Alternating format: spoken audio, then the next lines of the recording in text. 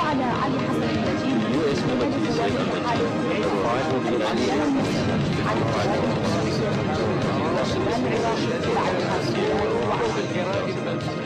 داواکاری لە هەموو دەوڵەتەکان بە تایبەتی جۆش بۆش ئەبێ سەدام و عەلی کیمیایی بدەنە دەست کە سوکاری ئەنفال و خۆمان بەدەست خۆمان حەقوڵانی لێ بسین. عەلی کیمیایی و سەدام حوسێن بێرن لە لای دایک و باوک و کە سوکاری ئەنفال لا حەق خۆمان بستنی. مثل ما سووا في العالم هذه ما ممكن يبقون احياء. يعني هاي الناس اللي اندمرت ويبقون احياء هم لا ما يصير. هذا ما يجوز. يعني مثل ما سووا في العالم هذه هذول حتى الحرق. ويكش بيكوجن سدام بكوجن اوانيش بكوجن واكردي داوا دز عربوه. بيرني بردسمان بو هرب جاي شهيد وبو ايد بو ام مجموعه قادر كريمه كش خاون انفالو داواکاری مان ئەوەیە خواژی ڕووبانیان بکە و کت و متیان بکەن و بەرچاومان و داواکاریمانەوە نەڕۆن لە ئەمریکا مەعاشی بۆ بوڕنەوە. لەو خوامانەگەرەکە عەلی کیمیایی و سەدامش بێرەوەکەکەی ئێمەی لێ بکات. یه دو بخمت چلی نکی یا موگیتم بگو بیشه های رتبی دانه یه رود گیرین و یه گوشتی دانه تو یه دو باب دو یکی شهید و نهیلو بو. صدام وزبرته التي كانت تنفذ له الجرائم أن تكون محاكمة بقضاة عراقيين مع حضور متضررين جرائم صدام. وحظك إن بومان بيرن ودات بومان حق بومان يدي بس يعني كنتم متيان بقينو الأوراد يعني إما هو حظوا. أري والله يا مداو كايمان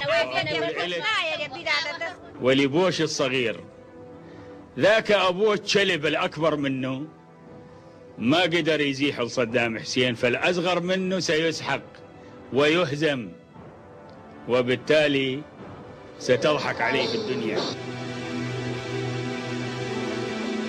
Only Saddam Hussein's name strikes as much terror in the hearts of Iraqis as Ali Hassan al-Majid's.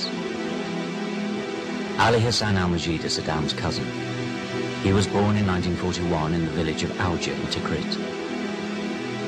It was here in Kirkuk, on his cousin's request, that he joined the Air Force in 1966 as a motorcycle messenger. In 1968, when Saddam's Ba'ath Party came to power, Ali was promoted to military commander.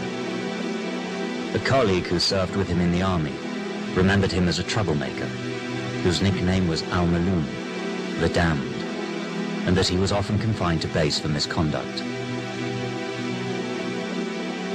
Ali's escalation to real power began when he was promoted again to head of the General Security Directorate, Northern Branch.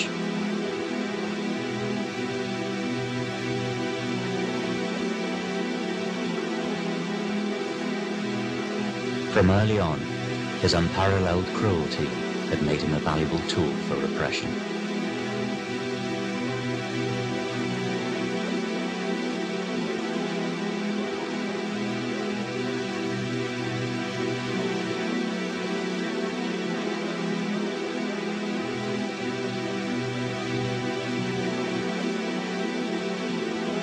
On March the 29th, 1987, Saddam appointed Ali as the Secretary General of the Ba'ath Party's Northern Bureau.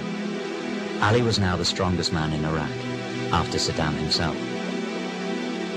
He was given extraordinary powers over all state, party, military and security matters in the north. His goal was to bring the Kurdish problem to an end.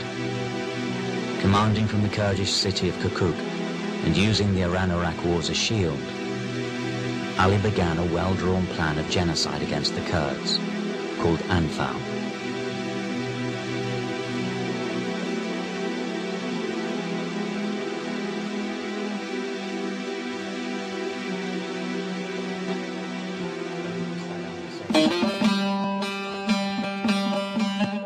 The Anfal campaign was conducted in 8 stages, between March 1987 and June 1988.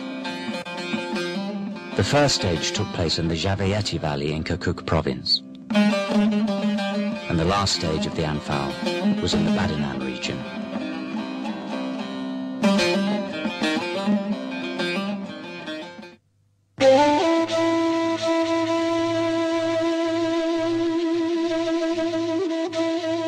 The aim of the genocide was to bring the Kurdish resistance to a halt and to reduce the Kurdish population in the north, especially in the oil city of Kirkuk.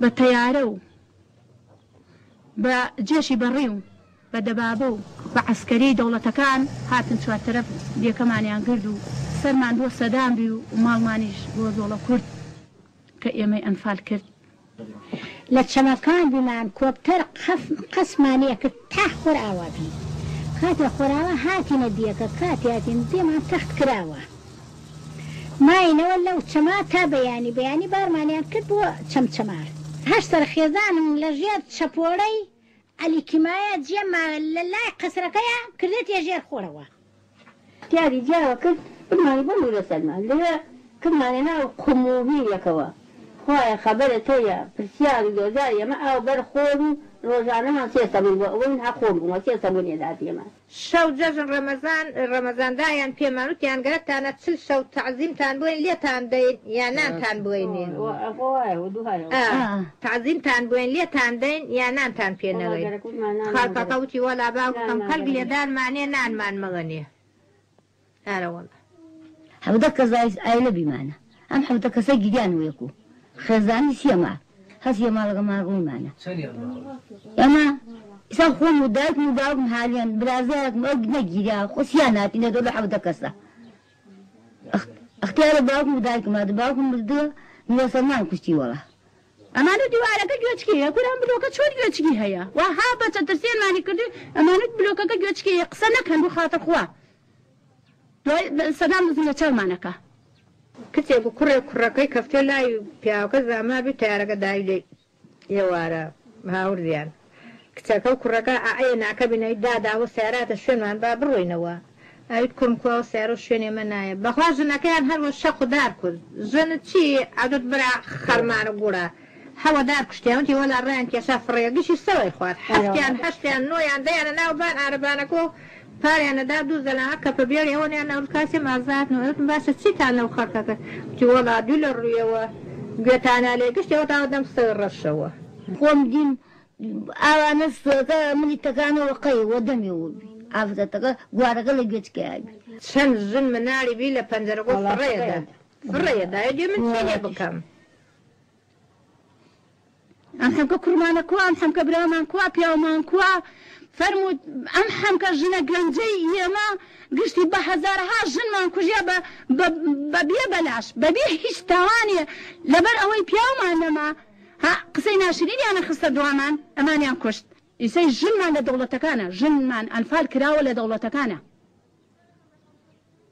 أي أوان خويا تشون وبسلمان دانن إيميان تشون بكافر دا لقلم لا سورة قرآن أنفال يعني كافر فالمبابين بزان إيما كافرين دا بسلماني آية دولة عربية كان أقر خويا ببسلمان زانن بابها تنبيان تا سلام حسين بولا الشعب غير خوتكي بوتين مظاهرة كان سر صدام لا دولة عربية كان قد بسلماني حيج بسلماني مدى سوايا لكود ككسنها تجواب بسلماني حزنا كان قد ججنا بإيما يما قد حزنا كان ججنا بيها خوزقا أم بروسي أهزاديها بيش أنفال بيايا كاكي أنفاليش بجداري بكردايا بس أخ يما تشيبكين يما دصات مانية. During the campaign, dozens of villages were destroyed by silent chemical bombs, dropped by low